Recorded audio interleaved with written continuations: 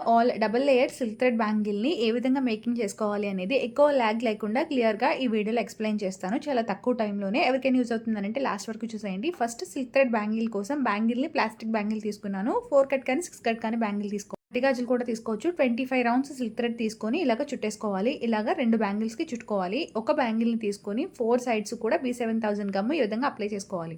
ఇక్కడ B7000 గమ్మే కాకుండా fabric glue కూడా అప్లై చేసుకోవచ్చు. B7000 గమ్ ఏంటంటే ఇంకొంచెం స్ట్రాంగ్‌గా ఉంటుంది. త్వరగా బ్యాంగిల్‌కి మధ్య గ్యాప్ రావడం కోసం ఇలాగ స్క్వేర్ షేప్ కుందన్స్ తీసుకున్నాను. 4 సైడ్స్ కూడా కుందన్స్ ఇలా నిలబెట్టి పెట్టుకోవాలి. ఇవి కొంచెం ఆరిన తర్వాత వీటిపైన ఇంకొంచెం గమ్ అప్లై చేసుకొని ఇంకొక బ్యాంగిల్‌ని కూడా పెట్టుకోవాలి.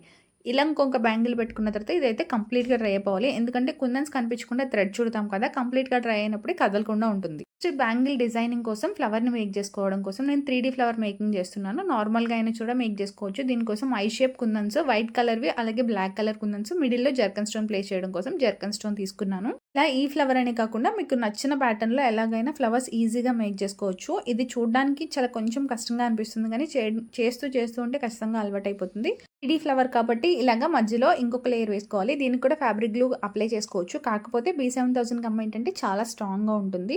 ఫ్లవర్స్ అన్నీ ఆరిపోయేలోపు కుందన్స్ అంటించాం కదా బ్యాంగిల్‌కి, ఆ కుందన్స్ కనిపించకుండా ఇలాగ మళ్ళీ సిల్క్ థ్రెడ్ చుట్టుకోవాలి. ఇలా సిల్క్ థ్రెడ్ చుట్టుకోవడం కోసం 25 రౌండ్స్ తీసుకున్నాను.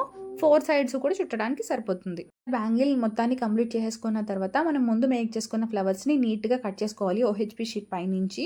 దీనికోసం సిజర్ యూజ్ చేయొచ్చు. లేకపోతే అగరబత్తి ఉంటుంది కదా! దాన్ని కూడా కాల్చి యూజ్ చేయొచ్చు. ఇలా ఏంటంటే కొంచెం ఎక్కువ పేషెన్స్ ఉండాలన్నమాట. చాలా చిన్నగా ఉంటాయి కదా సైడ్స్ అనేవి.